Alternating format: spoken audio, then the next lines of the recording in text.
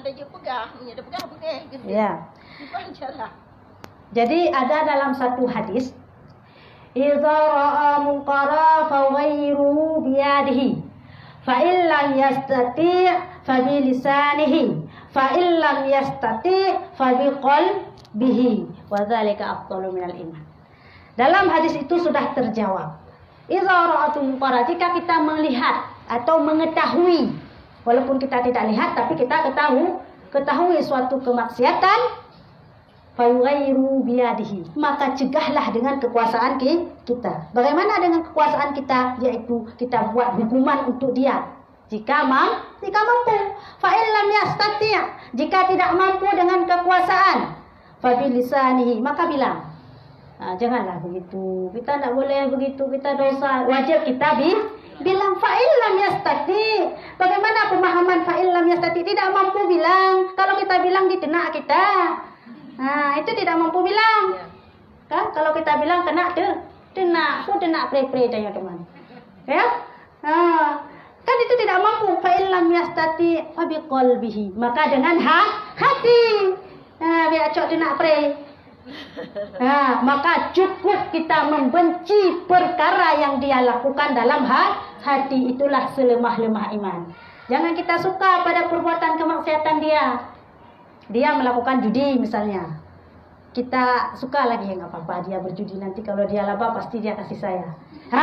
Itu bukan tanda orang beriman. Ya, itu bukan orang beriman. Bagaimana juga seperti yang kita bilang tadi, jika mampu kita seorang pak kecil, maka cegah dengan kekuasaan. Siapa yang berjudi di kampung, maka saya akan jerat hukuman denda misalnya 1 juta misalnya dan sebagainya. Oh, bukan pak kecil saya. Oh, berarti saya Tunku Umum ngomong saja. Nah, nggak boleh kita begitu. Tunku Umum itu ada wewenang dengan pabilisanihi, dengan lisannya, ngomongnya. Nggak dia percaya itu urusan dia, yang penting kita bilang. Jangan begitu. Oh, nggak mampu juga karena saya bukan Tunku Umum misalnya, pasti saya tidak didengar, maka saya ditenak. Maka dengan hati. Inilah selemah iman. Itu sudah cukup. Ya. Undang-undang yang gunanya tapi untuk maling kan? Ya. Untuk maling jumpa mau, tapi tempat-tempat yang sini tempat-tempat yang saya kurang senang lah tanya. Kadang senang tak? Belum lihat baik-baik dia benar. Ya. Jadi kan kau dah melanggar dan jahat aja. Ya. Kadang-kadang ada perah dan tanya dia. Ya. Melanggar. Yang hukumnya kau melanggar. Tapi jangan kubur salah. Menurut apakah akan diupat? Ya. Begini, jangan diupat. Kalau misalnya dia melakukan hal itu, misalnya ada petua kampung, misalnya dia kita tahu bahwa dia korupsi lah kalau kita bilang itu kan kemaksiatan. Kalau kita bilang sama orang, "Hei, Pak Ketua itu korupsi," itu sudah diupat. Nah, itu sudah diupat. Maka jangan bilang. Bagaimana juga bilang pada yang berwenang, yang mampu menegakkan hukum untuk dirinya. Baik pegah Pak Ngon, baik pegah Pak tetangga, tapi pegah Pak yang Pak kecil ilah dah pegah. Ya, maksud Pak kecilnya, pegah Pak Camat. Ya, yang berwenang, yang mampu menegaknya itu bukan upah. Ya, itu bukan upah. Minang kahek tu. Kata upah kan tu minayo. Hana ada pegah ke menjudi kampung ke menjudi pegah aja menjudi upah. Bilang pada yang berwenang. Jangan bilang sama tetangga, dia itu korupsi, itu korupsi. Jangan bilang sama Pak Camat, saya itu korupsi. Boleh, itu bukan upah untuk mencegah kemaksiatan dia. Ya, itu langkahnya. Kalau kita melihat suatu kemungkaran, maka jika mampu dengan kekuasaan, jika tidak dengan lisan, jika tidak dengan hati. Inilah orang yang beriman. Ya, ada pertanyaan lain? Ya. Ya.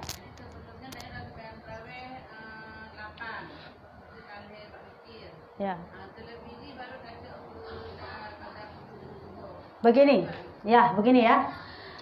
Sebenarnya berapa jumlah rakaat tarawih? Ini yang perlu kita luruskan dulu. Ya, karena ada sebagian sebagian orang kita lihat di masjid maupun di menasah, ada sebagian menasah atau sebagian masjid yang salat 8 rakaat. 11 dengan witir. Ada sebagian masjid, sebagian menasah 20 rakaat, 23 dengan witir. Lantas yang mana yang sebenarnya? Apakah yang 8 rakaat atau yang 20 rakaat? Yang mana yang sebenarnya? Adakah dalam hadis perkara tersebut? Bagaimana tindakan kita? Apa yang kita akui? Apa yang kita ikuti sebenarnya? Ya, dalam hal ini, ya, orang yang melakukan sholat tarawih, Rasulullah melakukan tarawih. Ya, dalam satu riwayat daripada Jabir, Rasulullah melakukan sholat malam tidak lebih daripada 8 rakaat, 3 dengan witir, 11 rakaat, tidak lebih 11 rakaat. Itu riwayat daripada Jabir. Termasuk bulan puasa dibilang sama di situ. Ya, sebenarnya hadis itu bukan dalil salat tarawih. Bukan dalil salat tarawih. Lantas orang yang melakukan salat tarawih 20 rakaat di mana dasarnya? Tadi kan Umi bilang yang 8 rakaat, ada sebagian orang yang melakukan 8 rakaat dia mengambil dalilnya pada hadis tersebut, tapi ingat itu bukan dalil salat tarawih. Kenapa bukan dalil salat tarawih? Ujung daripada hadis tersebut disambung lagi apa? Baik di dalam bulan Ramadan maupun di luar Ramadan. Nah, sambungan hadisnya. Iko hewanyo yang wahab. Iko hadis koenhan. Baik Rasulullah melakukan salat 8-11 rakaat tiap malam baik di dalam bulan Ramadan maupun di luar Ramadan. Ini sambungan hadisnya. Apakah ada salat tarawih di luar daripada bulan Ramadan? Ada.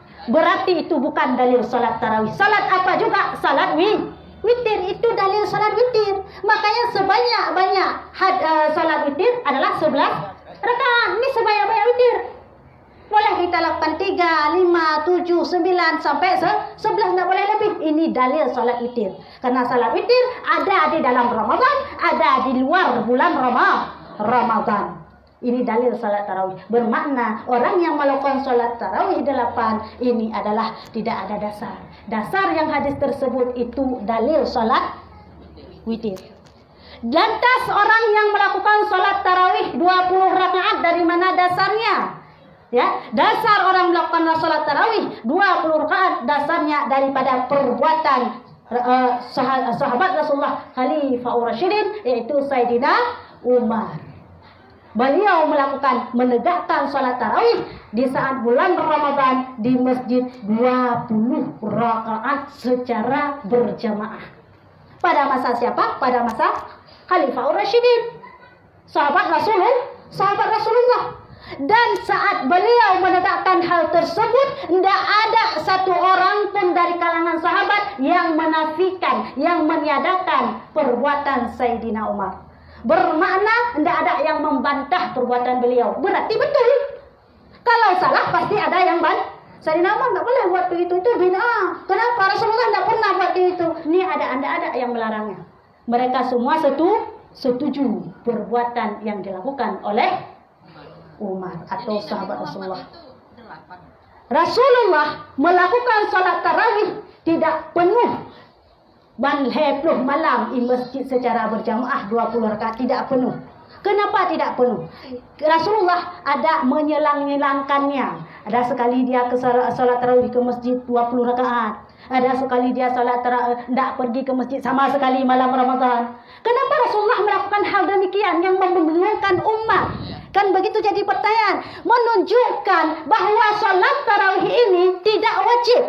Seandainya Rasulullah melakukan tiap malam berjamaah di malam bulan Ramadan, melakukan salat tarawih bersama dari hari pertama, dari malam pertama sampai malam ke-30, ini menandakan salat tarawih wajib.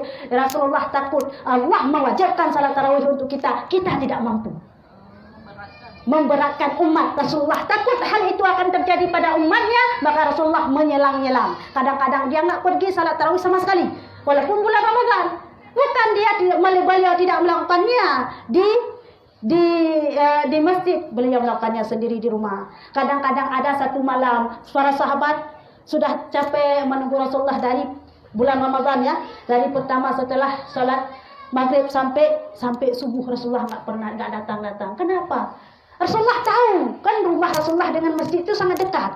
Di sila jendela langsung deh. Tahu Rasulullah, tapi Rasulullah nggak pergi. Kenapa? Supaya ini tidak memberatkan umat, tidak akan menjadi umat mewajibkan sholat tarawih pada umat. Ya, ini faedahnya Rasulullah tidak melakukan secara seperti itu. Itu dalil, itu faedahnya supaya menunjukkan salat tarawih adalah sunnah, bukan wajib. Masalah kita mengikuti 20 rakaat, kita mengikuti adalah sahabat Rasulullah. Dalam hadis Rasul bersabda, as-sahabatul kan nujum, sahabat saya ini bintang. Bermakna ikutilah apa yang dikatakan sahabat. Kita wajib mengikuti sahabat. Ingat, berarti adalah yang mengatakan salat tarawih 20 ada, yaitu dari dasarnya perbuatan sahabat Rasulullah. Kita ada hadis yang mengatakan kita wajib mengikuti sahabat Rasulullah. Berarti berapa rakaat yang kita lakukan? 20. Saya bukan menyalahkan orang tersebut. Saya hanya menyatakan dalil itu bukan dalil salat tarawih, tapi dalil salat witir. Kenapa? Ada di situ lanjutannya adalah baik di bulan Ramadan maupun di luar. Kalau tarawih cuma ada di dalam Ramadan, berarti bukan itu tarawih. Nah, jadi jawabannya adalah kita jangan sholat tarawih 8 rakaat. Kenapa? Seandainya kita kan begini ya, dalilnya kan saya sudah bilang tadi. Seandainya yang benar nanti di hari kiamat 20 rakaat, yang kita lakukan 8 rakaat, kita tidak dapat fadilahnya. Ya? Makanya jangan lakukan 8. Kalau kita lakukan 8, misalnya yang benar 20, misalnya yang benar 28, insya Allah kita dapat fadilahnya karena sudah lebih. Jadi untuk ihtiyat maka lakukanlah salat tarawih 20 rakaat. Ya, jadi orang yang melakukan salat 8 ditakutkan tidak akan mendapatkan fadilah salat tarawih karena tidak lengkap rakaatnya. Jadi misalnya ada pertanyaan tadi, seorang itu tidak melakukan salat tarawih 8 rakaat. Kalau misalnya dia melakukan 8 rakaat, berarti kalau misalnya tidak benar nanti kiamat, fadilah tarawih dia nggak dapat. Kaza, selanjutnya dia kaza misalnya. Boleh dia kaza terus dapat cuma pahala kaza. Ya. Nah, itu kita beribadah jangan setengah-setengah. Maksudnya apa? Kita ikutilah ibadah ini setengah, ibadah itu setengah, sama dengan di hari kiamat nanti pahala ini nggak dapat, pahala itu nggak dapat. Kenapa? Ini setengah itu setengah. Maka lakukanlah sebagaimana anjuran. Ya. Jadi lebih baik daripada salat 8 rakaat, sahabat tarawih 8 rakaat, lepas itu lanjut dengan qadha, lebih baik qadha semua. Niat saja dalam hati seperti saya bilang tadi. Ya Allah, saya lakukan qadha salat pada saat waktu tarawih, berikanlah saya pahala fadilah tarawih, insyaallah dapat. Daripada kita pilah-pilah setengah. Ya. Cuma menurut Ya. katanya salat tarawih kan 2 rakaat, qadha sembahyang cuma ada subuh. Ya. Kadang-kadang kita kan subuh mandau tinggal. Dulu kadang. Ya. Boleh qadha zuhur juga di waktu tarawih. Boleh. Yang baik qadha adalah lagi dalam pengabaran. Orang sebelum kuimum sembahyang manyet, itu ya udah kata sembahyang wajib. Hancur. Hana musyawarah, hana muafakah antara gerakan imam dan kitanya. Karena orang sholat jenazah itu tidak ada ruku. Ya, kita ada misalnya orang sholat sunat, imamnya sholat sunat, kita qadha wajib di belakang boleh. Orang sholat wajib di depan fardu kifayah, misalnya sholat jenazah, kita qadha wajib di belakang wajib. Sholat fardu lain misalnya sholat berwaktu apa boleh? Tidak boleh, karena tidak muafakah gerakan. Ya, orang sholat misalnya boleh kita melakukan, yang penting gerakannya muafakah. Misalnya kan kalau tarawih 2 rakaat, sedangkan zuhur 4 rakaat. Nanti imam salam, kita niat para kita bangun lagi. Itu dia. Berarti 2 rakaat kita dapat imam, 2 rakaat kita dapat imam, dapat fadilahnya 2 rakaat boleh. Ya. Ya. Ya. Ya.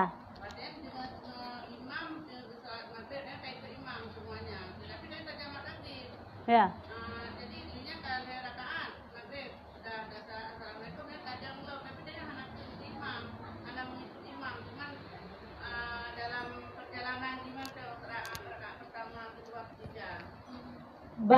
Ini pertanyaannya berarti kita kita melakukan sholat jamak ikut imam yang bukan tidak jamak yang tamam. Ya. Setelah itu kami assalamualaikum kata dua ataisa. Ya. Kita sholat jamak tidak boleh ikut imam yang tamam. Ataupun imam yang jamak kita ikut tamam di belakang, itu tidak boleh. Karena adalah dalam masalah jamak ini, dalam masalah jamak qasar salat ini adalah boleh potong rakaat. Ya. Qasar, jamak qasar. Boleh potong rakaat dari 4 jadi 2, kecuali maghrib. Maghrib itu cuma ada jamak, tidak ada qasar. Sedangkan isya di qasar. Nanti jamak qasar juga yang kita jamak adalah kita lakukan jamak, yang kita qasar isya. Ya, maghrib tidak. Tidak boleh kita ikut imam yang tamam, kita jamak. Atau sebaliknya, itu tidak boleh. Ya. Kan na imam itu bedanya mandro tu yang ada itu imamnya cuma budak Ya. Ya. Ya. Jadi yang tidak bayang 3 rakaat. Ikut Al-Fatihah itu enggak jaga imam. Ya. Setelahnya assalamualaikum. Lalu berjalan berapa rakaat itu isya. Berarti ini pertanyaannya jamak pada waktu maghrib. Ya, jamak pada waktu maghrib. Bolehkah ikut imam yang tamam pada waktu salat maghrib? Gerakannya sama. Ya, ini dalam hal ini nanti harus ada niat parak pun kita. Nah, kita harus ada niat parak karena kita menjamak kita. Langsung berdiri insya nanti. Kita harus ada niat parak dengan imam nantinya. Ikut boleh kita, tapi harus ada niat parak. Niat memutuskan tidak lagi ikut imam. Nah, Yohana ikut imam le. Niat kan niat parak. Niat keluar daripada imam. Bukan. Misalnya waktu kita sudah terputus salat. Misalnya sudah putus salat baru kita niat ni saya. Kalau tidak mengingatkan seperti itu bisa jadi batal salat kita. Tidak batal salat kita, tidak sah salat kita kalau kita tidak niat parak. Dalam salat itu kita niat. Ini saya keluar. Sama halnya dengan jamak. Ya, jamak boleh kita niat di dalam salat sebelum salam. Kalau misalnya sudah salam tak boleh lagi. Kita misalnya salat duhur. Ya. Kita salat duhur 4 rakaat karena ikut imam. Ya. Tapi kita niat saya jamak untuk asar. Nanti jamak waktu kita salam niat parak. Sebelum salam kita niat parak. Niat parak. Dalam salat kita lakukan itu. Niat keluar daripada imam. Harus ada niat parak. Niat keluar daripada imam. Kalau enggak sah salat kita. Nah, itu dia. Ya, niatnya adalah di waktu tengah salat, bukan sebelum salat. Sebelum salat enggak sah niat. Enggak ngerti saya, Bu. Coba kasih contoh gimana. Imamnya lagi sholat. Memang rumit tetapi sedikit pemahaman kurang Ya. Misalnya kita kan imam itu udah salam. Kita kan karena mati waktu itu kan bangun terus kita harus barak karena tak ada imam lagi kan. Ya, begini. Bukan masbuk, ini parak.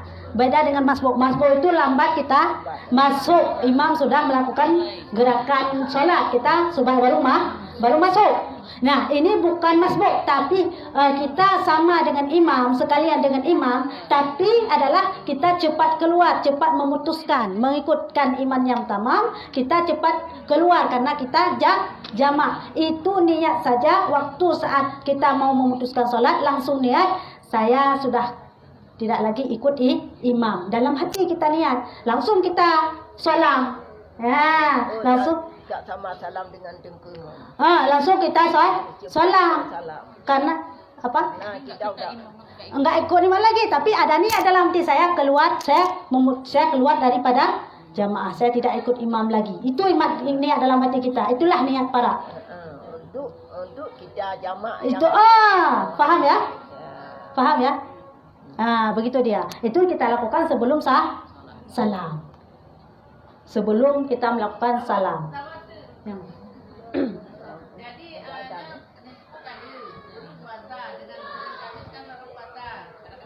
Ya. Jadinya kali ini pun nak tambah puasa dalam Senin dan Kamis itu. Ya. Jadi balik. Begini dia ya. Tidak dibolehkan dalam hadis untuk berpuasa setelah nisfu Sya'ban. Yang tidak dibolehkan adalah bagi orang yang tidak pernah melakukan puasa. Misalnya kita sudah lazim berpuasa sunat Senin Kamis ataupun berpuasa sunat awabin, misalnya sunat pertengahan bulan, perakhir bulan, awal bulan, 3-3. Itu tidak apa-apa, lakukan saja. Ini yang tidak dibolehkan khusus bagi orang yang tidak pernah dia puasa. Pas lewat daripada hadis nisfu Sya'ban, dia puasa sunat. Ini tidak bolehkan. Kalau qada, silakan qada. Silakan qada puasa walaupun sudah lewat nisfu Sya'ban. Ini wajib. Silakan qada puasa yang nazar. Ini wajib. Silakan qada puasa kafarat misalnya. Ini wajib, tidak apa-apa walaupun sudah lewat nisfu Sya'ban. Tapi kalau misalnya orang yang tidak pernah puasa sama sekali, bukan qada, dia cuma galak-galak lakukan sunat, tidak boleh dilakukan setelah nisfu Sya'ban. Ini yang dilarang khusus bagi orang tersebut. Bagi kita yang mau qada, silakan qada. Kayak ianya qada hidungnya hancur, wajib qada. Ataupun sudah lazim untuk dia puasa begitu. Sudah lazim Senin Kamis atau puasa Nabi Daud. Ya, puasa 1 hari puasa, 1 hari buka. Sudah lazim atas orang tersebut begitu, maka lakukan saja, tidak apa-apa. Enggak ada istilah dilarang untuk orang tersebut. Ya. Jadi jangan takut qada, malah wajib, silahkan langsung qada sebelum masuk Ramadan. Khusus ini bagi orang yang malas puasa, galak-galak lewat nisfu baru dia puasa sunat ikutnya. Dan qada puasa sunat, itu yang enggak boleh. Ya. Ada pertanyaan lain? Ini Umi. Ya, silakan. Misalnya kan kita penyakit darah gula kan kakinya udah buka, Ya. balut. Bagaimana itu? Ya. Baik. Ini bagi si sahib zabair. Bagi si sahib zabair yaitu ada luka, dia dibalutkan pada luka tersebut. Bagaimana dia sholat? Tadi kan pada cerita pertama tidak boleh kita meninggalkan sembahyang bagaimanapun keadaan kita. Bagi si sahib zabair, cara dia melakukan wudu dia 2 hal. Apa? Yang pertama dia berwudu sebagaimana biasa. Nanti sampai ke tempat yang dibalut itu, ya, yang tempat dibalut itu, maka diusap saja untuk isyarat. Wudunya sama, misalnya di tangan, ya, wudunya sama. Nanti sampai misalnya di sini dibalut, maka di sini diusap. Setelah itu, setelah wudu, maka dia temom. Dua hal yang dilakukan. Maka dia temom. Lepas itu dia sholatnya sah.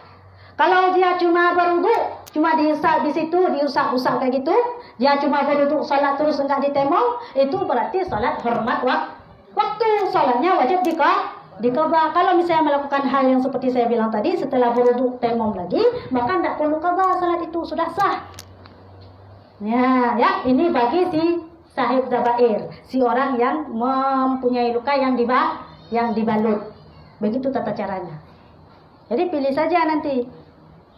Kalau mau usap saja, ambil wudu usap saja sholat, itu berarti sholat hormat waktu. Nanti dia sembuh wajib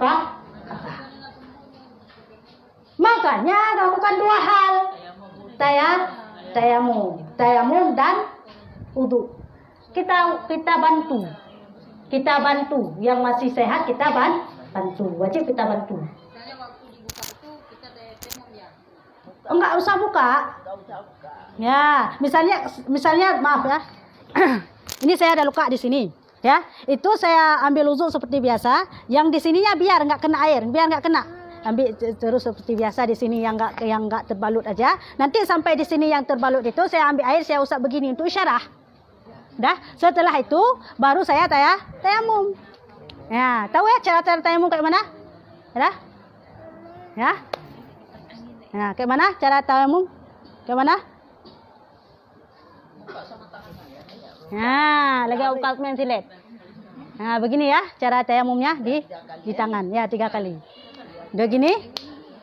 Enggak kena, misalnya enggak merata, kena enggak usah merata, yang penting syarat. Ya budak lagi budak dia yang budak tanah. Ngak kenang mandum lah gai ya. Gai kan berkenang mandum kono-kono. Dia tabuh tak temom. Tapi. Kabeh itu syarat kan. Oh. Ha, boh. Ya karena ini adalah tanah mustakmal. Buang karena udah kita pakai. Ya. Lepas tu ambil lagi. Udah baru. Ya kanan dulu. Apa sekali atau 3 kali? 3 kali. Sunat 3 kali.